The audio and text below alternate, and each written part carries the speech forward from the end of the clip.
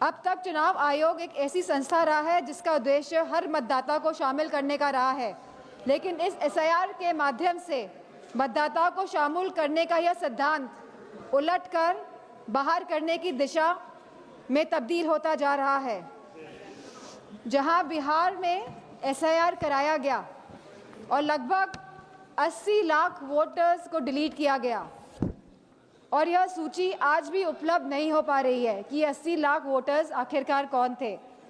वहीं एसआईआर के बाद भी अंतिम मतदाता सूची में लगभग 14 लाख से अधिक डुप्लीकेट वोटर्स पाए गए और इसमें भी लगभग 3.5 मतदाताओं के दोनों वोटर आईडी कार्ड पर एक ही विवरण दर्ज कराया गया है। अब ये एसआईआर की प्रक्रिया उत्तर प्रदेश में भी चल रही है, जहां बीएलओ को कोई भी प्रशिक्षण नहीं दिया गया है, जहां लगभग 10 से ज़्यादा बीएलओ ने काम के बोझ की वजह से आत्महत्या करी है और वेस्ट बंगाल में भी लगभग 20 बीएलओ ने आत्महत्या करी है। तो कहीं ना कहीं जहां इन बीएलओ को प्रशिक्षण नहीं दिया जा रहा है और जिस तरह से ये एसआईआर की प्रक्रिया को अंजाम दिया जा रहा है, कहीं ना कहीं ये वोट काटने वाली प्रक्रिया साबित होती जा रही है।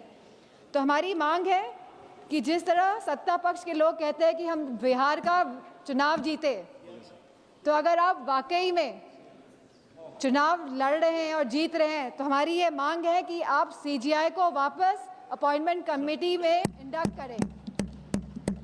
और जो आपने सुरक्षा कवच इलेक्शन कमीशन को दिया हुआ है, आप इस सुरक्षा कवच को भी हटाएं। और इसी के साथ समाजवादी पार्टी की यह मांग है कि बैलेट पेपर के माध्यम से ही चुनाव इस देश में कराया जाए और जिस तरह के मॉनेटरी बेनिफिट्स जब चुनाव किसी राज्य में चल रहा है आप बैंक खातों में पहुंचा रहे हैं, तो मेरा यह मानना है कि कहीं ना कहीं ये वोट जो लोग डाल रहे हैं वोट डालने में भी इसका इफेक्ट होता है, तो इसे बंद करा जाए। इन्हीं शब्दों के साथ मैं ये बात भी कहना चाहूँगी कि ये जो नागरिकता कानून है, जो ये एसआईआर जो ये लाया जा रहा है, इसे हटाया जाए जिससे कि सही मायनों में लोगों के वोटों का अधिकार सुरक्षित रह सके। धन्यवाद।